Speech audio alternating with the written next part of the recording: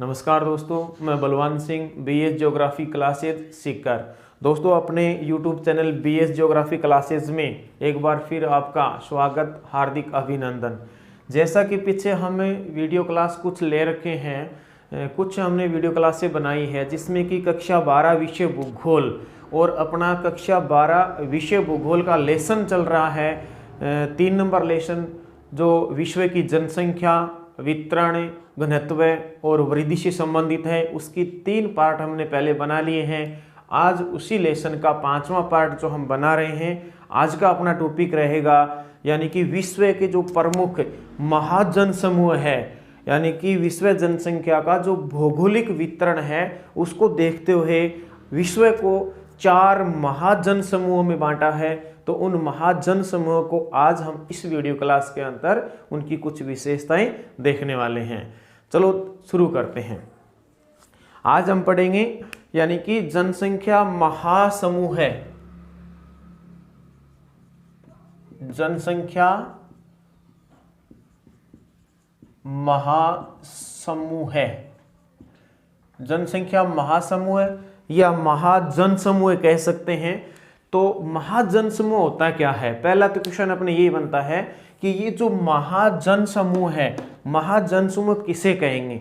तो यहां देखिए, यानी कि विश्व की वो क्षेत्र जिन क्षेत्रों पर जनसंख्या का संकेंद्रण पाया जाता है, यानी कि सर्वाधिक या अत्यधिक या कहें कि बहुत ज़्यादा जो जनघनत्व पाया जाता है, उन क्षेत्रों को हमें महाजन समूह के रूप में देखते हैं। और इस प्रकार के जो महाजन समूह है वो पूरे विश्व में 4 बनाए गए हैं। जनसंख्या के भौगोलिक वितरण के आधार पर 4 महाजन समूह को आपके बुक में, आपके अध्याय में दिया गया है। और वो 4 जो महाजन समूह है वो है एशियाई महाजन समूह, यूरोपीय महाजन समूह, अमेरिकी महाजन समूह और अफ्रीकी महाजन समूह। तो आज हम इस क्लास के अंदर 2 या 3 महाजन समूह के बारे में पढ़ने वाले हैं। चलो हाँ, एक बार फिर महाजन समूह कहते किसे वो आपको ध्यान में होना चाहिए। यानी कि विश्व के धरातल पर वो क्षेत्र जहाँ संघनतम अत्यधिक जनसंख्या निवास करती है, उन क्षेत्रों को ही हम क्या कहेंगे? विशेषतः उन क्षेत्रों को हम महाजन समूह कहेंगे। ऐसा नहीं है कि जैसे एशियाई महाजन समूह हमने ले लिया, पूरा एशिया महाजन समूह में शामिल नहीं होगा। एशिया का वह क्षेत्र जहाँ सर्वाधिक जनसंख्या निवास करती है। जैसे एशिया महाजन समूह को 3 भागों में बांटा है, वो अभी हम पढ़ेंगे। जैसे एक नाम लिया मैंने, यूरोपीय जन महासमूह है। तो यूरोपीय जन समूह है, ऐसा न समझे कि पूरा यूरोप महाद्वीप आएगा, नहीं। यूरोप महाद्वीप का वह क्षेत्र जहां सर्वाधिक जनसंख्या निवास करती है या कहें कि वहां अत्यधिक जनघनत्व पाया जाता है, उन्हीं क्षेत्रों को केवल महाजन समूह में शामिल किया जाता है। और वो कौन कौन सा क्षेत्र है, कौन कौन से देश है, वो अभी हम देखेंगे। चलो देखते हैं। पहला महासमूह है, पहले तो मैंने आपको बता दिया कि 4 महाजन समूह दिए हैं। एशियाई महाजन समूह, यूरोपीय महाजन समूह और अमेरिकी महाजन समूह, अफ्रीकी महाजन समूह है। तो उनको पहला कौन सा है? एशियाई कह सकते हैं या फिर एशिया महाजन समूह कह सकते हैं। एशियाई या एशिया महाजन समूह। जन लगाना जरूरी है क्योंकि यहाँ जनता के बारे में पढ़ रहे हैं, जनसंख्या के बारे में। जन समूह है महाजन, एशिया या एशियाई महाजन समूह के बारे में हम पढ़ेंगे। उसके बाद में दूसरा जो बनता है अपना, वो बनता है यूरोप या यूरोपीय महाजन समूह या महासमूह भी आता है। आपकी बुक में महासमूह दिया हुआ है, तो ये जनसंख्या का समूह, इसलिए हम जन समूह कह सकते हैं। और तीसरा दिया हुआ है वो है अमेरिकी। यहां देखिए, अमेरिकी या अमेरिका महाजन समूह कह सकते हैं, यहाँ पे महाजन समूह है। तो इन क्षेत्रों में आप देखेंगे अमेरिकी महाजन समूह। और चौथा है आपका अफ्रीका महाजन समूह। अफ्रीका दोस्तों क्या है? अफ्रीका एक महाद्वीप है। तो अफ्रीका महाजन समूह है, अफ्रीका महाजन समूह है। तो देखिए, ये जो महाजन समूह विश्व को 4 महाजन समूह में बांटा गया है। तो पहले तो क्वेश्चन ये भी आ सकता है आपके, यानी कि विश्व को कितने महासमूह में बांटा गया है, उनके नाम बताइए।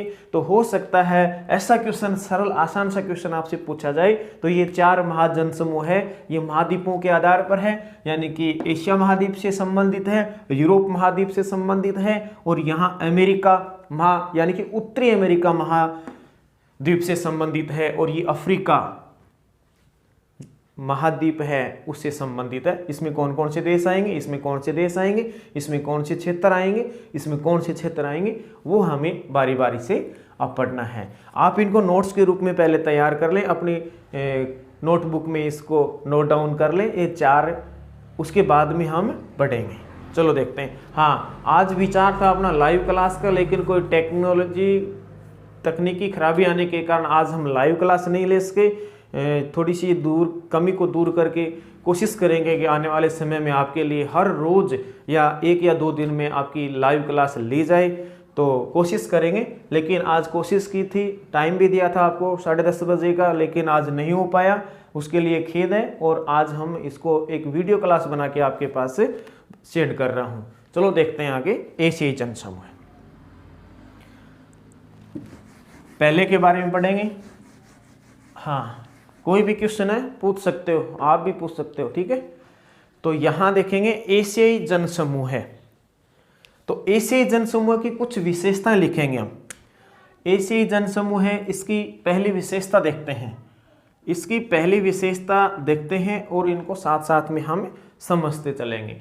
यानी कि जो एशियाई जनसमूह है, ये विश्व का सबसे बड़ा महाजन समूह है। एशिया का सबसे बड़ा महाजन समूह है, और इस एशियाई महाजन समूह में वो देश आते हैं जो विश्व में जनसंख्या के आधार पर सर्वाधिक जनसंख्या रखते हैं। जैसे चीन और भारत है, जैसे चीन है, भारत है, जापान है, इंडोनेशिया, मलेशिया है, पाकिस्तान है, बांग्लादेश है, वो इस अपने महाद्वीप में या इस महाजन समूह में आते हैं। तो इन विशेषताओं को मैं आपको बताऊंगा भी, और नोट्स तैयार करने के लिए मैं आपको बोर्ड के ऊपर इनको लिखूंगा भी। चलो आप साथ साथ में नोट्स लिखें। एशियाई या एशिया महाजन समूह है, एशिया महाजन समूह है विश्व का सबसे बड़ा, यानी कि सर्वाधिक जनसंख्या रखने वाला सबसे बड़ा जन समूह है या महासमूह है। महासमूह भी कह सकते हैं, महाजन समूह है।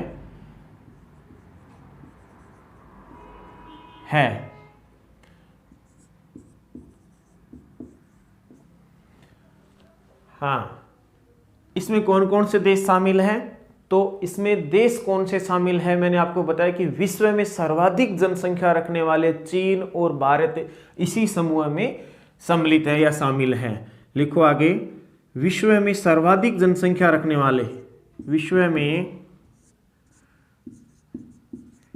पिछली वीडियो क्लास में मैंने एक बताया था कि विश्व के 10 ऐसे कौन से देश है जो सर्वाधिक जनसंख्या रखते हैं, तो आप उस क्लास को जरूर देखें। विश्व में सर्वाधिक जनसंख्या रखने वाले, सर्वाधिक जनसंख्या रखने वाले या सर्वाधिक जनसंख्या वाले कर सकते हैं,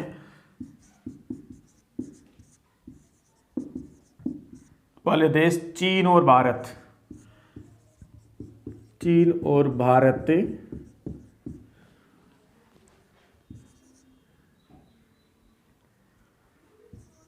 इसी जनसमूह में, इसी महाजन समूह में, महासमूह कह सकते हैं, शामिल है। इसी महासमूह में शामिल है, यानी कि सम्मिलित है, इसी में स्थित है। ये लिखते हैं, पहली विशेषता लिख ली हमने, यानी कि पहली विशेषता लिखी हमने कि विश्व की सर्वाधिक जनसंख्या एशियाई जनसमूह में निवास करती है, और विश्व में सर्वाधिक जनसंख्या वाले जो देश है, चीन है, भारत है, बांग्लादेश है, वो इसी देश में नहीं, इसी महासमूह में शामिल है। अगली विशेषता देखेंगे कि इसका विस्तार विश्व में पाकिस्तान से लेकर भारत, म्यांमार, थाईलैंड, वियतनाम होते हुए चीन, जापान तक आता है। दूसरी विशेषता यही लिख देता हूं, यानी कि इसका विस्तार, एशियाई जनसमूह का विस्तार, एशिया या एशियाई आप कर सकते हैं। तो इसकी दूसरी विशेषता लिखते हैं, यानी कि इस एशियाई महाजनसमूह का विस्तार, एशियाई महासमूह, एशियाई महासमूह का विस्तार, एशियाई महाजनसमूह का विस्तार कहाँ से शुरू होता है? एशिया की पश्चिम यानी कि Pakistan, Bharat, Myanmar, Thailand, Vietnam, Indonesia, Malaysia, Philippines, चीन और जापान, दक्षिणी कोरिया तक जाता है। कहने का मतलब एशिया का ये दक्षिण पूर्व और पूर्वी एशिया के देश है वो इसमें शामिल आते हैं। तो एशियाई जनसमूह का विस्तार पश्चिम में पाकिस्तान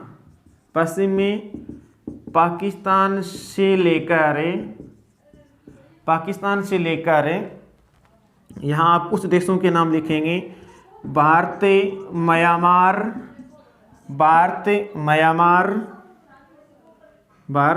म्यांमार,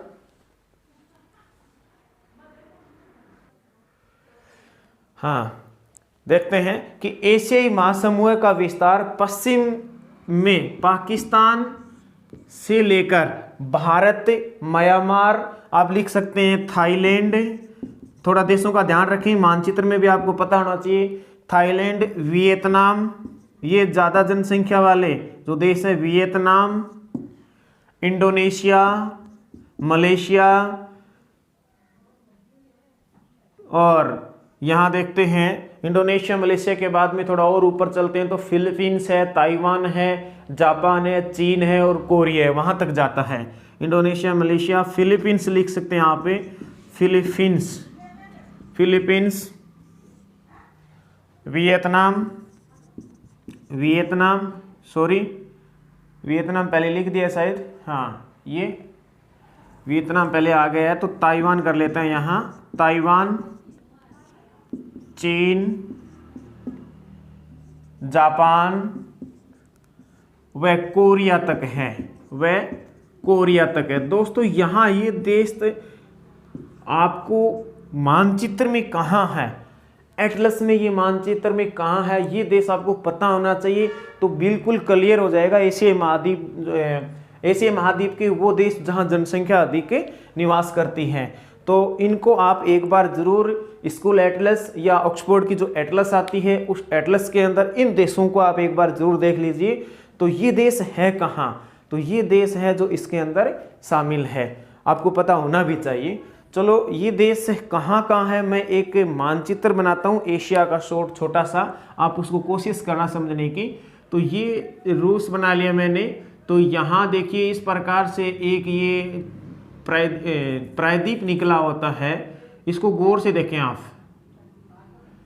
ये इस प्रकार से एक प्रायद्वीप निकला होता है, ये फिर एक प्रायद्वीप और आता है, ये इस प्रकार से निकला होता है।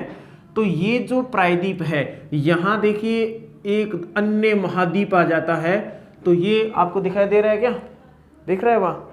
चलो ठीक है, ये तो मैंने एशिया महाद्वीप बनाया है। कौन सा महाद्वीप बनाया है? एशिया महाद्वीप। थोड़ा गौर करें, यदि आपके पास एटलस है तो आप एटलस में इसको जरूर देखें जो मैं बना रहा हूँ।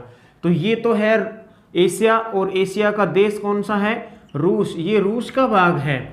और दोस्तों इधर से एक और दूसरा महाद्वीप दिख रहा है आपको, दूसरा महाद्वीप जो मैंने बनाया है वो कौन सा महाद्वीप होगा, बता सकते हो?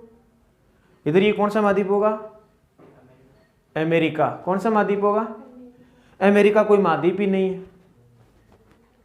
अमेरिका कोई देश भी नहीं है। महाद्वीप है अमेरिका, दो है, तो कौन सा? उत्तरी अमेरिका बोलो, पूरा बोलो, अधूरा मत बोलो। ये जो भाग है ये है उत्तरी अमेरिका महाद्वीप, जहां कनाडा और अलास्का, यूएसए वो देश आते हैं। तो ये जो अलास्का क्षेत्र है, ये जो क्षेत्र है उत्तरी अमेरिका महाद्वीप का है, अलास्का है। और दोस्तों अलास्का कोई देश नहीं है, अलास्का एक क्षेत्र है, और वो है यूएसए का, यानी कि संयुक्त राज्य अमेरिका जो देश है उसका हिस्सा है अलास्का। और अलास्का पहले कभी रूस का हिस्सा हुआ करता था, लेकिन बीच के अंदर ये जो जल क्षेत्र है, बीच के अंदर ये जो जल क्षेत्र है दोस्तों, यहाँ प्रशांत महासागर है। यहाँ कौन सा सागर है? प्रशांत महासागर है। यहाँ कौन सा सागर है? प्रशांत महासागर। और यहाँ आपको पता है उत्तरी ध्रुव के ऊपर जो सागर है जिसको हम जानते हैं आर्कटिक महासागर, ये आर्कटिक महासागर है, लेकिन यहाँ सागर के नाम से जाना जाता है। तो यहाँ नीचे है बेरिंग सागर, बेरिंग, थोड़ा गौर से देखें, यहाँ ये जो जल संधि बीच में बन रही है इसके नीचे यहाँ बेरिंग सागर बनता है। मैं महासागर नहीं बोल रहा हूँ दोस्तों, सागर बोल रहा हूँ, बेरिंग सागर। और एक ऊपर यहाँ चुक्सी सागर बनता है, चुक्सी या चुकची भी बोलते हैं, चुक्सी सागर। इन दोनों सागरों को आप एटलस में जरूर देखें।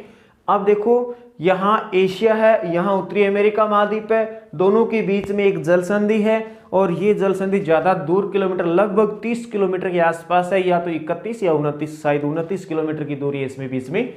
तो ये जो बेरिंग सागर है, यहाँ चुक्सी सागर और बेरिंग सागर को मिलाने वाली एक जल संधि बनती है, जल संधि। इस जल संधि को किस नाम से जाना जाता है? बेरिंग जल संधि के नाम से। इस जल संधि को किस नाम से जाना जाता है? बेरिंग जल संधि। उसके बाद में यहाँ आते हैं तो ये सागर है प्रशांत महासागर, ये जो एक प्रायद्वीप बनता है पत्ते जैसा दिखाई दे रहा है, इसको जानते हैं हम कमचटका प्रायद्वीप। कमचटका प्रायद्वीप, प्रायद्वीप किसे कहेंगे? वह भूभाग जो तीन ओर से जल से घिरा होता है, तो ये तीन ओर से जल से घिरा हुआ है, कमचटका प्रायद्वीप है। ठंडे प्रदेश में जनसंख्या बहुत ही कम पाई जाती है, एशियाई महाजनसमूह में इसको शामिल नहीं किया जाता। उसके बाद में आइए दोस्तों, यहाँ देखिए ये जो क्षेत्र है यहाँ आपको द्वीप से मिलेंगे, यहाँ द्वीप मिलेंगे आपको, 4 द्वीप मिलेंगे, यहाँ 4 द्वीप मिलेंगे, प्रायद्वीप नहीं द्वीप मिलेंगे, ये 4 टुकड़ों में द्वीप मिलेंगे। तो ये जो 4 द्वीप है, ये चारों द्वीप जापान के हैं। किसके हैं? जापान। तो यहाँ कौन सा देश होगा? प्रशांत महासागर के से घिरा हुआ पूरा, तो ये है दोस्तों आपका जापान। जापान के इधर आप यहाँ देखेंगे एक देश ऐसे निकला हुआ है, तो ये कोरिया देश है, ये कोरिया है, ऊपर का भाग है उत्तरी कोरिया और ये नीचे वाला हिस्सा है ये है दक्षिणी कोरिया। कौन सा है? दक्षिणी कोरिया। तो उत्तरी कोरिया दक्षिणी कोरिया आपको एटलस में देखना पड़ेगा, मानचित्र में देखना पड़ेगा। ये जापान है, जापान के इधर ये जल भाग पूरा प्रशांत महासागर का है। जापान के पश्चिम में ये जो जल भाग है यहाँ दोस्तों ये कहलाता है जापान सागर। क्या कहलाता है? जापान सागर कहलाता है। थोड़ा पढ़ेंगे लेकिन थोड़ी एशिया के बारे में जानकारी ले लीजिए, उसके बाद में आपका ये क्लियर हो जाएगा। तो ये जापान सागर, ये जापान के जो 4 द्वीप हैं, ये 4 द्वीप है। कौन कौन से द्वीप है, इन द्वीपों के नाम क्या है, ये आपको पता होना चाहिए, आपको एटलस में देखना चाहिए एशिया का मानचित्र निकाल कर। फिर चलो मैं बताता हूँ। ये जापान के जो 4 द्वीप है उनको जानते हैं हम। एक को तो जानते हैं होन्शु, होन्शु द्वीप, एक को हम जानते हैं क्यूशु द्वीप, एक को हम जानते हैं होक्काइडो, और एक को हम जानते हैं दोस्तों शिकोकू। ये नाम आपको याद होने चाहिए। इन 4 द्वीपों पर होन्शु, क्यूशु, होक्काइडो और होन्शु, क्यूशु, होक्काइडो और शिकोकू, ये 4 द्वीप है जो जापान के प्रमुख द्वीप हैं।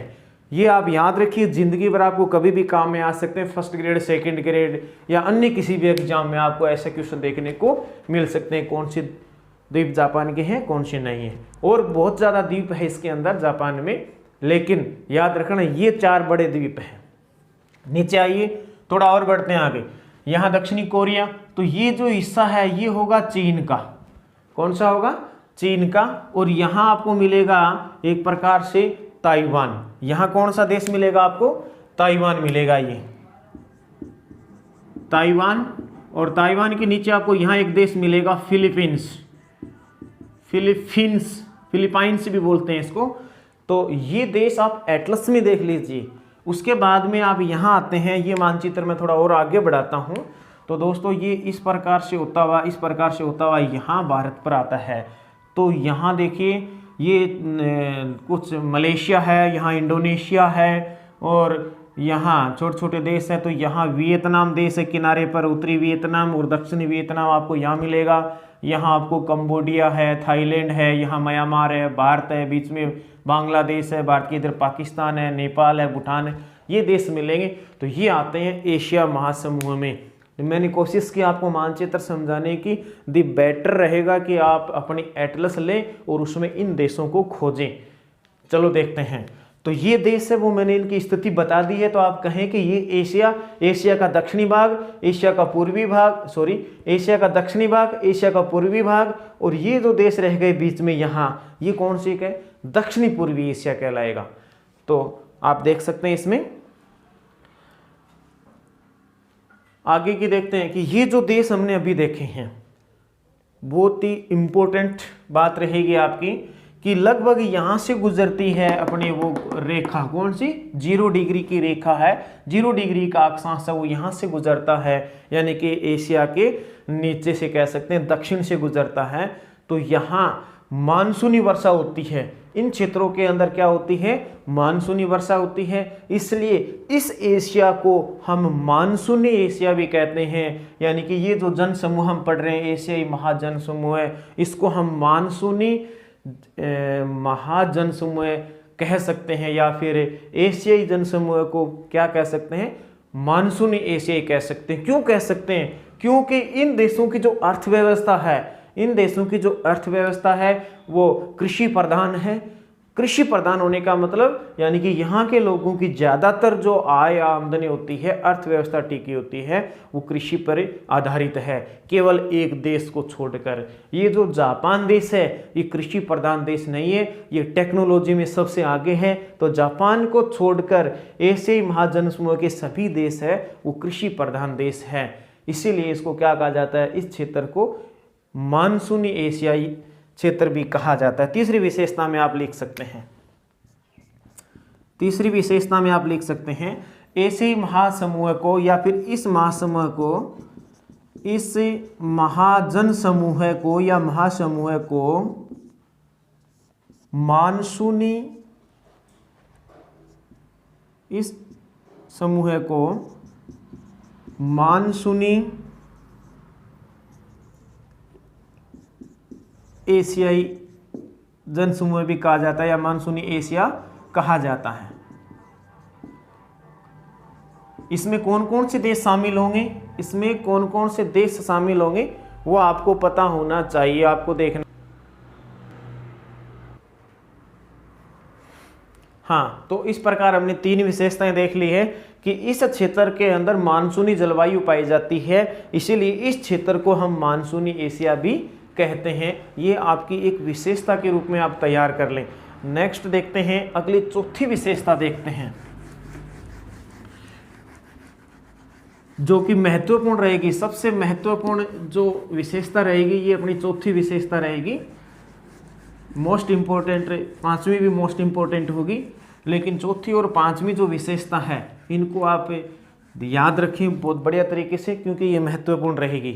फिर से मैं थोड़ा सा मानचित्र बना देता हूँ। यहाँ भारत बनाया था, यहाँ श्रीलंका बना दिया, ये कंबोडिया वियतनाम वो बना दिए, चलो ठीक है। यहाँ इंडोनेशिया, यहाँ मलेशिया बना दिया, और यहाँ छोटे मोटे देश जो यहाँ फिलीपींस बना दिया, ताइवान बना दिया, यहाँ फिर से जापान, ये आपने लिख रखा है जापान सागर कहाँ है? यहाँ है जापान सागर, जापान के पश्चिम में। चलो देखते हैं ये एशिया का मानचित्र, थोड़ा सा ध्यान रखना आप भी कौन सा कहाँ है। यहाँ आपको पता है पाकिस्तान है भारत के, यहाँ B फॉर बांग्लादेश है, या N फॉर नेपाल है, B फॉर भूटान है, ये देश भी ध्यान रखना आप। चलो देखते हैं अब महत्वपूर्ण जो विशेषता है, आपको इसी को याद करना है, इसी पे ज़्यादा ध्यान देना है। एक अगली विशेषता तो इसको देखते हैं, यानी कि एशिया महासमूह को क्या है? एशियाई महासमूह, एशियाई महासमूह, एशियाई महासमूह को 3 भागों में बांटा है। कितने भागों में बांटा है?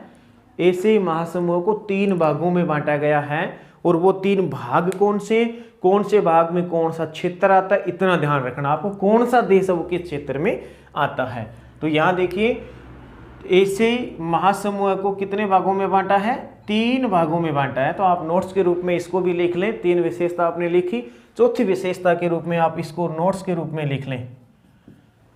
एशियाई महाजनसमूह को 3 भागों में बांटा गया है या विभाजित किया गया है। आप अपनी भाषा के अनुसार इसको किसी प्रकार से लिख सकते हैं। हाँ, चलो इसको देखते हैं। 3 भाग कौन कौन से हैं? एशिया के 3 क्षेत्र बताए गए हैं। देखो, आपको पता है दिशाएं होती है, तो ये एशिया की उत्तर दिशा है, ये एशिया की दक्षिण दिशा है, ये एशिया की पश्चिम दिशा है और ये एशिया की पूर्व दिशा है। तो दोस्तों, यहाँ दिशाओं का ज्ञान आपको भी है, सभी को है। लेकिन देखते हैं कि दिशाओं के आधार पर इस एशिया महासमूह को 3 भागों में बांटा है। तो पहला जो महासमूह रहेगा वो रहेगा आपका ए में मैं बनाता हूँ, पूर्वी एशिया। कौन सा एशिया? पूर्वी एशिया। और यहाँ रहेगा फिर बी में देखते हैं हमें दक्षिणी एशिया। कौन सा एशिया? दक्षिणी एशिया। और फिर हम सी में रखते हैं यानी कि दक्षिणी पूर्वी एशिया। दक्षिणी पूर्वी एशिया। एशियाई जनसमूह को इन 3 भागों में बांटा है, यानी कि पूर्वी एशिया के देश, दक्षिणी एशिया के देश और यहाँ देखते हैं दक्षिणी पूर्वी एशिया के देश, या इनको 3 क्षेत्रों में बांटा है। ये 3 क्षेत्र कौन कौन से हैं देखते हैं। पहला पूर्वी एशिया, दूसरा दक्षिणी एशिया, तीसरा दक्षिणी पूर्वी एशिया। पहले क्षेत्र के आधार पर देखते हैं पूर्वी एशिया। दोस्तों, यहाँ देखते हैं मानचित्र में, आप एटलस खोल के देख लेना, एटलस में देखना, ये समझ में कम आए तो यहाँ देखना कि एशिया का उत्तरी भाग, पश्चिमी भाग, दक्षिणी भाग और पूर्वी भाग। यहाँ लिखा है हमने पूर्वी एशिया। तो एशिया के पूर्व में कौन कौन से देश आते हैं? तो ये देखिए आप, यहाँ ये जो क्षेत्र है, ये क्षेत्र आप लिख लीजिए पूर्वी एशिया है। ये दक्षिणी एशिया होगा, यहाँ आपका ये दक्षिणी एशिया होगा, यहाँ पूर्वी एशिया होगा। अब बात रही यहाँ इन बीच के देशों की, तो दोस्तों बीच दक्षिणी और पूर्व के बीच में है, तो इनको हम दक्षिणी पूर्वी एशियाई देश बोलेंगे।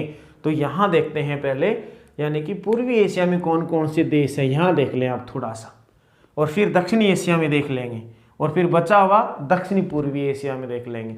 तो यहाँ कौन से देश आए हैं? देखो, ये जापान आ गया। कौन सा देश आ गया? जापान आ गया। यहाँ मैंने कोरिया बताया आपको, तो एक देश आ गया आपका कोरिया। और फिर मैंने आपको चीन भी बोला था यहाँ, तो चीन क्या है? पूर्व में है और यहाँ मध्य में भी है। कहने का मतलब दक्षिण पूर्व के बीच में भी है। चीन बड़ा है, इसलिए यहाँ से शुरू होकर चीन यहाँ तक जाता है, तो पूर्व में भी चीन है, वो आता है यहाँ। और यहाँ चीन के अंदर बहुत ज़्यादा जनसंख्या है, जनघनत्व अधिक पाया जाता है। क्यों पाया जाता है? चीन और जापान के कारण। देखो यहाँ मैं थोड़ा पहले देश लिख देता हूँ, तो इसमें आप ताइवान भी लिख सकते हैं। कौन सा? ताइवान। तो उदाहरण के लिए पूर्वी एशिया के देशों के नाम बताइए, पूर्वी एशिया महासमूह के देशों के नाम बताइए। जापान, कोरिया, चीन और ताइवान। काफ़ी इतना देखते हैं। जापान में काफ़ी जनसंख्या पाई जाती है, क्योंकि जापान वो कृषि प्रधान देश नहीं है, बाकी एशिया जनसमूह के सभी कृषि प्रधान देश है। जापान टेक्नोलॉजी में सबसे आगे है, तो जापान में जनसंख्या अधिक, उद्योगों का अधिक विकास होने के कारण जापान में जनसंख्या ज़्यादा पाई जाती है। जैसे औद्योगिक क्षेत्र है जापान के अंदर, कोबे, ओसाका। जापान के अंदर क्या है, पहले भी हमने एक भी देखा था, कोबे, ओसाका, आपके सिलेबस में भी है। कोबे, ओसाका एक औद्योगिक प्रदेश है। कहाँ पाया जाता है दोस्तों? जापान में। कोबे, ओसाका एक औद्योगिक प्रदेश है। कोबे और ओसाका 2 शहर है, दोनों के बीच में बहुत ज़्यादा औद्योगिक विकास हुआ है। औद्योगिक विकास होने के कारण वहाँ जनसंख्या का निवास संघन अवस्था में है, बहुत ज़्यादा आवास है, बहुत ज़्यादा जनसंख्या निवास करती है। क्यों? क्योंकि यहाँ औद्योगिक प्रदेश है इसके। और ये जो औद्योगिक प्रदेश है ये किस द्वीप पर है? मैंने 4 द्वीप बताए थे आपको जापान के। तो जापान का जो होक्काइडो, होन्शु, शिकोकू और क्यूशु 4 द्वीप बताए थे मैंने। तो उसमें से जो होन्शु द्वीप है जापान का, होन्शु द्वीप के ऊपर ये निवास से होन्शु द्वीप के ऊपर स्थित है कोबे और ओसाका। अब ये होन्शु कौन सा है, होक्काइडो कौन सा, क्यूशु कौन सा है, शिकोकू कौन सा है, ये आप एटलस में देखकर कमेंट्स करोगे इस वीडियो क्लास के नीचे क्रम से उत्तर से दक्षिण की ओर आते हुए कौन सा है। यदि आपका कमेंट्स आता है अपनी क्लास में देखने के बाद तो मैं ये मानूंगा कि आप क्लास को पढ़ते हैं, देखते हैं, अमल करते हैं। यदि नहीं किया तो मानो आप औपचारिकता निभाते हैं। एक और है औद्योगिक प्रदेश यही जहां ज्यादा जनसंख्या पाई जाती है, नागासाकी वायाता।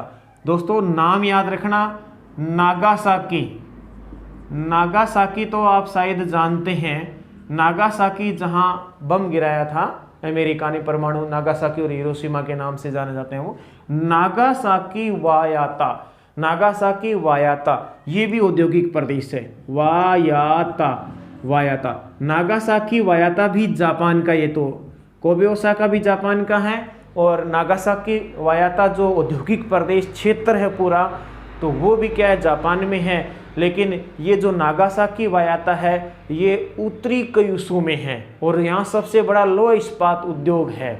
यहाँ सबसे बड़ा लौह इस्पात उद्योग स्थापित किए गए हैं। आसपास में अन्य उद्योग भी हैं, इसलिए उद्योगों में रोजगार मिल जाता है, आय आमदनी अच्छी होती है, अर्थव्यवस्था सुधरती है लोगों की। इसलिए इस औद्योगिक प्रदेश के अंदर नागासाकी वायाता क्षेत्र में भी सघन जनसंख्या पाई जाती है। दोस्तों नागासाकी ये क्यूशु जो द्वीप है उसके ऊपर स्थित है। कहाँ है, क्यूशु द्वीप स्थित है, उसके ऊपर स्थित है। तो ये जापान के बता दिए। अब एक और देख लो आप, यहाँ चीन का क्षेत्र देखो जहां ज्यादा जनसंख्या निवास करती है। तो आपको पता है औद्योगिक प्रदेशों में ज्यादा जनसंख्या निवास करती है, या फिर जहां अधिक खनिज पाए जाते हैं, खनिज की उपलब्धता होती है, वहां जनसंख्या ज्यादा निवास करती है। तो दोस्तों दो क्षेत्र ऐसे हैं जो मैं चाइना के आपको बताता हूं। एक आपने नाम सुना होगा मुनचरिया। क्या नाम सुना होगा, यहां लिख देता हूं, मुनचरिया। ये चीन में पाया जाता है। कौन सा, मुनचरिया औद्योगिक प्रदेश चाइना में है। एक और लिखता हूं चाइना का, जिसको मोस्ट इंपोर्टेंट भी आप लिख सकते हैं, यानी कि उत्तरी चीन क्षेत्र में, यहां इस क्षेत्र में पाया जाता है। तो यहां एक ऐसा कोयला पेटी है, नीचे खनिज पाया जाता है। कौन सा खनिज पाया जाता है, कोयला पेटी पाई जाती है, जिसको जानते हैं सांसी व सेंसी। सांसी जाति भी है ना भारत में, तो क्या है, सांसी सेंसी औद्योगिक प्रदेश या कोयला पेटी कहते हैं इसको। तो यहाँ लौह इस्पात उद्योग भी लगे, यानी कि लौह इस्पात उद्योग का कच्चा माल होता है, लौह अयस्क, कोयला, अन्य भी होते हैं, लेकिन ज्यादा महत्वपूर्ण लौह अयस्क और कोयला होता है। तो यहाँ कोयला मिलता है, लौह अयस्क भी मिलता है। तो इस क्षेत्र में लौह इस्पात उद्योग स्थापित किए गए, जनसंख्या का जमावड़ा पाया जाता है। चाइना के अंदर इन क्षेत्र में भी जनसंख्या अधिक पाई जाती है। तो क्या कहेंगे हम इसको, यानी कि चाइना के क्षेत्र है, तो पूर्वी एशिया में आते हैं। चलो लिखते हैं अभी यहाँ पूर्वी एशिया में कौन कौन से देश आते हैं वो ध्यान रखना आपको। पूर्वी एशिया कर लेते हैं, उसके बाद में हम करेंगे बाकी एशिया के। तो पूर्वी एशिया में यहाँ देखते हैं, पूर्वी एशिया में कौन कौन से देश आएंगे। तो आप लिखें जापान, कोरिया, चाइना यानी कि चीन, और ताइवान का भी नाम आप लिख सकते हैं। कौन सा, ताइवान। लिखें तो ठीक है, न लिखें तो भी कोई बात नहीं है, क्योंकि ताइवान इसके पास ही है, ताइवान। दोस्तों मौका है आपके पास कक्षा 12 में ज्योग्राफी में 90+ नंबर बनाने का। यदि इच्छा है तो बनाओ, आप नहीं बनाओगे तो कोई दिक्कत नहीं है। यहाँ देखते हैं बी में हम लेते हैं, पहले कौन सा लिखा है, दक्षिण एशिया लिखा है, पूर्वी एशिया लिखा है, दक्षिणी एशिया है ना। अगला टॉपिक दक्षिणी एशिया दिया था ना बी में, दक्षिणी एशिया। कौन सा, दक्षिणी एशिया में देखते हैं। तो दोस्तों यहाँ दक्षिणी एशिया में, ये दक्षिणी एशिया मैंने यहाँ दक्षिण दिशा बताई थी आपको, तो यहाँ मध्य एशिया हो जाएगा, यहाँ उत्तरी एशिया हो जाएगा, पश्चिमी एशिया हो जाएगा, दक्षिणी और पूर्वी एशिया।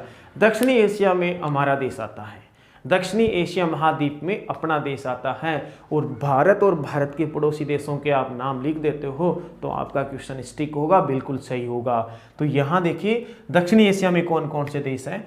एक तो हो गया अपना प्यारा भारत, भारत का पड़ोसी, पश्चिम में पड़ोसी पाकिस्तान, पाक, और फिर आप नाम ले सकते हैं नेपाल का, फिर आप नाम ले सकते हैं भूटान का, और भूटान के बाद आप नाम ले सकते हैं यहाँ बांग्लादेश का, बांग्लादेश, और बांग्लादेश के बाद आप नाम लिख सकते हैं नीचे वाला श्रीलंका, और यहाँ मालदीव है, मालदीव का भी नाम लिख सकते हैं। तो दोस्तों ये आते हैं दक्षिणी एशिया में, और इन देशों के अंदर भी जनसंख्या अधिक पाई जाती है। क्यों?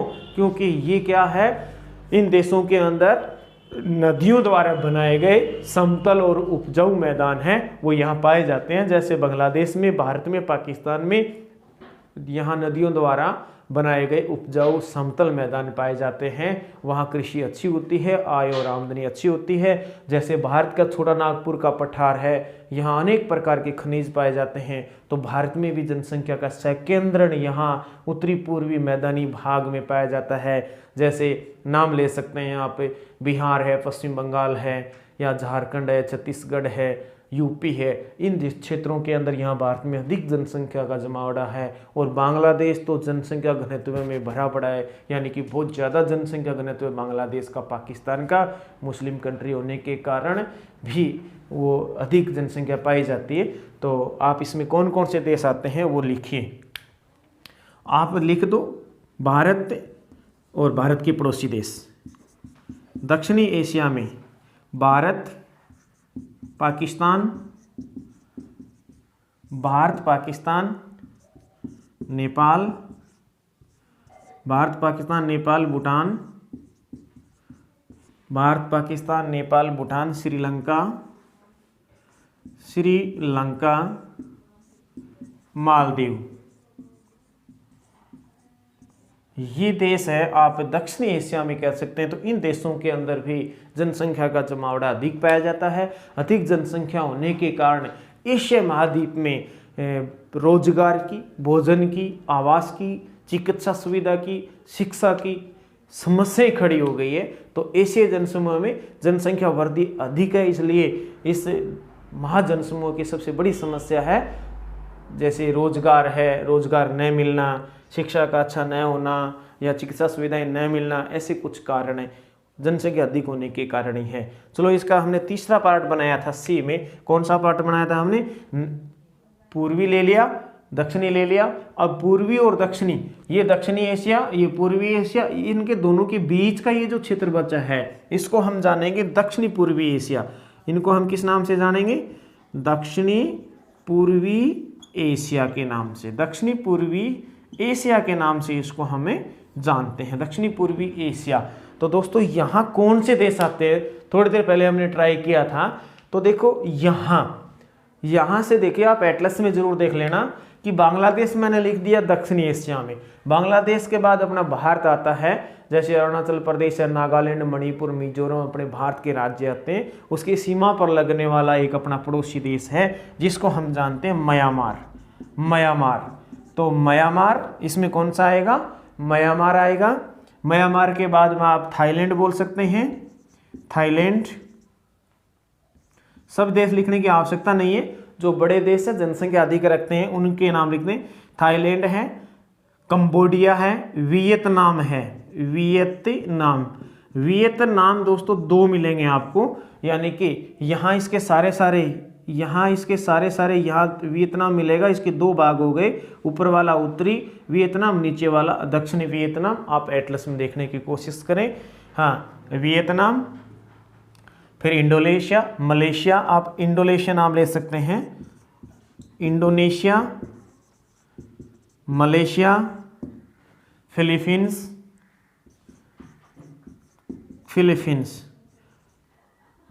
आप 4 उदाहरण दे दें, काफ़ी है। तो ये जो बीच के जो देश हैं ये, हाँ, इसका कुछ भाग चाइना का भी आता है। इस एरिया का जो चाइना है वो भी इसी में आता है। जो समुद्र के किनारे लगता है वहाँ अधिक जनसंख्या पाई जाती है।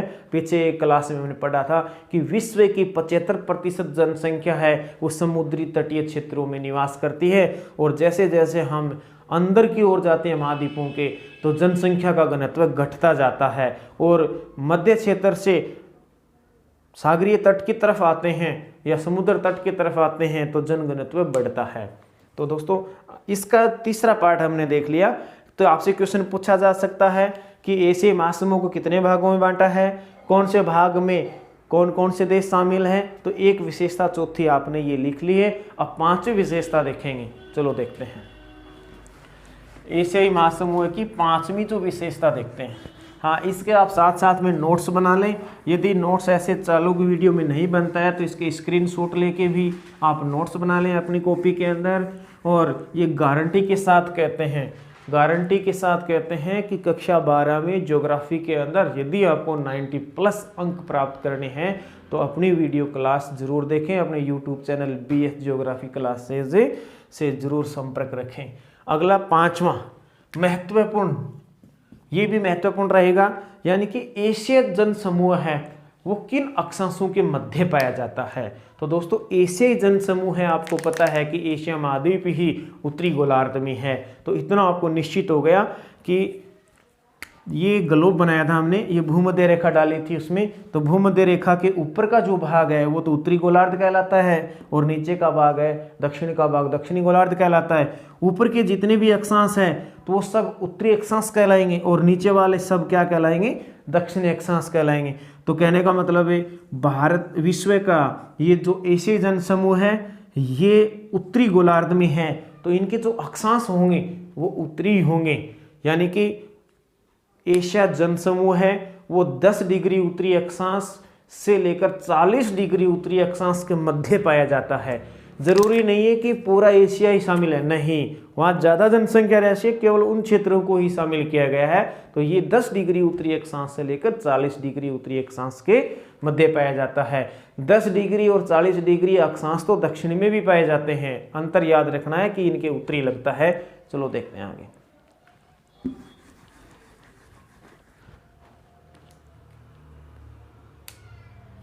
पांचवी विशेषता आप लिख सकते हैं नोट्स के अंदर, लिखो एशियाई जनसमूह या महाजनसमूह, एशियाई महासमूह, एशियाई महासमूह, एशियाई महासमूह 10 डिग्री उत्तरी अक्षांश, 10 डिग्री उत्तरी अक्षांश, उत्तरी अक्षांश से लेकर 40 डिग्री उत्तरी अक्षांश के मध्य पाया जाता है। 40 डिग्री उत्तरी अक्षांश के मध्य पाया जाता है, अक्षांश से के मध्य यानी कि बीच पाया जाता है। कहाँ पाया जाता है, 10 और 40 के बीच पाया जाता है। अगली विशेषता देखते हैं हम, छठी विशेषता देख लेते हैं। छठी विशेषता आप लिख लीजिए, एशियाई महाजनसमूह के देश, एशियाई महासमूह या महाजनसमूह कह सकते हैं, एशियाई महासमूह में जापान को छोड़कर, जापान को छोड़कर, जापान को छोड़कर सभी देश कृषि प्रधान देश हैं। सभी देश कृषि प्रधान, सभी देश कृषि प्रधान देश हैं या राष्ट्र हैं। यानी कि इनकी अर्थव्यवस्था का जो आधार है वो कृषि है, क्योंकि यहाँ क्या होता है, क्योंकि यहाँ मानसूनी जलवायु पाई जाती है और मानसूनी वर्षा होती है, इसीलिए मानसूनी वर्षा होने के कारण यहाँ कृषि अच्छी होती है, तो इसलिए हम कृषि प्रधान देश इनको कहते हैं। चलो ये आप पूरा भी लिख लेना, जैसे मैं लिख नहीं रहा हूँ, आपको बता रहा हूँ कि एशियाई महासमूह में जापान को छोड़कर इस प्रकार की कुछ मिस्टेक होती है तो भाषा आप अपनी यूज कर सकते हैं। जापान को छोड़कर सभी देश कृषि प्रधान देश हैं। क्यों? क्योंकि यहाँ इस क्षेत्र के अंदर मानसूनी जलवायु पाई जाती है। लिख लेना बाद में, या आप लिखो तो आप लिख सकते हो, क्योंकि इस क्षेत्र में मानसूनी जलवायु पाई जाती है। लिखिए, क्योंकि इस क्षेत्र में मानसूनी जलवायु पाई जाती है, मानसूनी वर्षा होती है, इसी कारण यहाँ कृषि उत्पादन बहुत अधिक होता है, कृषि उत्पादन अधिक होता है, इसी कारण यहाँ कृषि उत्पादन अधिक होता है। अधिक आय या आमदनी, एक चीज लिख लो, अधिक आय होने के कारण यहाँ अधिक जनसंख्या का संकेंद्रण पाया जाता है। अधिक आय होने के कारण यहाँ जनसंख्या का संकेंद्रण पाया जाता है, ऐसे लिख लो। अधिक आय होने के कारण यहाँ जनसंख्या का संकेंद्रण पाया जाता है। चलो ठीक है, अगली विशेषता देखते हैं। चलो देखते हैं, इसकी अगली विशेषता देखते हैं। ये आपने लिख लिया जो मैंने बोलकर बताया था आपको। यदि नहीं लिखा है तो वीडियो को फिर से देखकर फिर बना लें। इसकी अगली विशेषता देखते हैं। 5 हो गई या 6 हो गई थी? 5 हो गई। छठी विशेषता देख लें इसकी, यानी कि एशियाई महाजन समूह में जनसंख्या है वो तेज गति से बढ़ रही है। थोड़ा गौर से सुनना इस बात को। एशियाई जन समूह में या एशिया महाद्वीप के जो देश हैं तो उन देशों की जनसंख्या वो तेज गति से बढ़ रही है। एशियाई महाजन समूह की जो जनसंख्या वृद्धि है वो 2% वार्षिक है, यानी कि एशिया महाजन समूह की जो जनसंख्या वृद्धि दर है वो 2% वार्षिक है। मैं दशकीय वृद्धि दर नहीं बता रहा हूँ, मैं वार्षिक वृद्धि दर बता रहा हूँ। वार्षिक वृद्धि दर 2 होना बहुत ज़्यादा है। तो इसलिए जनसंख्या अधिक होने के कारण इस महाद्वीप के इस जनक्षेत्र के अंदर या महासमूह के अंदर बड़ी बड़ी समस्याएं उत्पन्न हो गई है। जैसे अधिक जनसंख्या होने के कारण रोजगार की समस्या है, चिकित्सा सुविधा की समस्या है, शिक्षा की समस्या है और लिंगानुपात की भी समस्या है, और अधिक घनत्व होने के कारण क्षेत्र विशेष की भी कमी हो गई है। तो इस प्रकार आवास की कमी है। तो इस प्रकार की अनेक समस्याएं उत्पन्न करती है बढ़ती हुई जनसंख्या।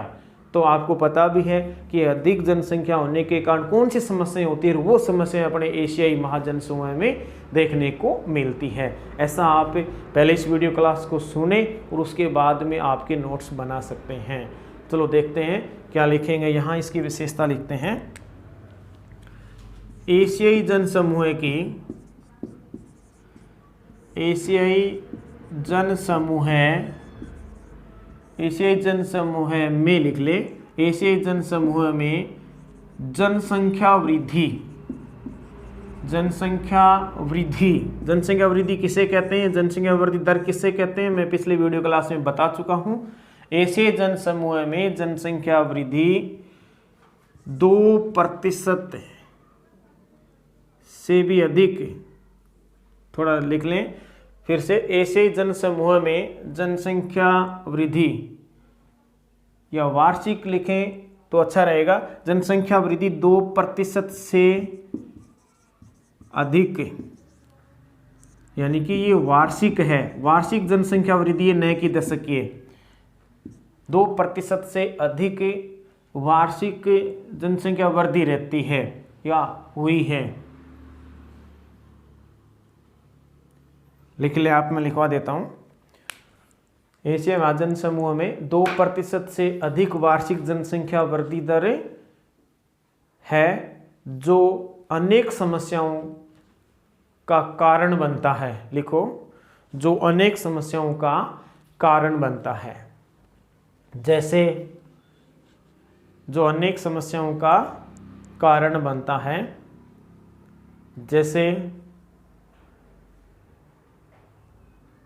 जैसे रोजगार की समस्या, आवास की समस्या, जैसे रोजगार, आवास, स्वास्थ्य सुविधाओं की समस्या, शिक्षा की समस्या, लिंगानुपात की समस्या, अनेक समस्याएं, 2-4 आपके याद है तो और इस प्रकार की समस्याएं लिख दें, आदि समस्याएं देखने को मिलती है। एशिया के जो देश हैं उनमें जनसंख्या नियंत्रण करने के लिए बहुत सारे नियम बनाए हैं, कानून बनाए हैं, जिससे कि जनसंख्या धीरे धीरे नियंत्रित होती जा रही है। जनसंख्या वृद्धि है धीरे धीरे कम होती जा रही है, जनसंख्या कम नहीं हो रही है, जनसंख्या वृद्धि दर कम हो रही है धीरे धीरे। तो ये प्रयास एशियाई महासमूह है, इसमें प्रयास जारी है जनसंख्या वृद्धि को कम करने का। और इसका विपरीत हम कल अगली क्लास में पढ़ेंगे, यानी कि यूरोपीय जनसमूह में, उसमें क्या है, ऐसे बहुत सारे देश हैं, कुछ देश है जहां जनसंख्या बढ़ाने पर जोर दिया जाता है क्योंकि वहां जनसंख्या कम होती जा रही। तो ये अगले वीडियो क्लास में हम पढ़ेंगे। आज की वीडियो क्लास में इतना ही, पढ़ेंगे, मिलेंगे अगली क्लास में। तब तक जय हिंद, जय भारत। दोस्तों, यदि आपको वीडियो क्लास पसंद आए तो इसको शेयर करें, लाइक भी करें और अपने YouTube channel BS geography classes को सब्सक्राइब भी करें। ओके।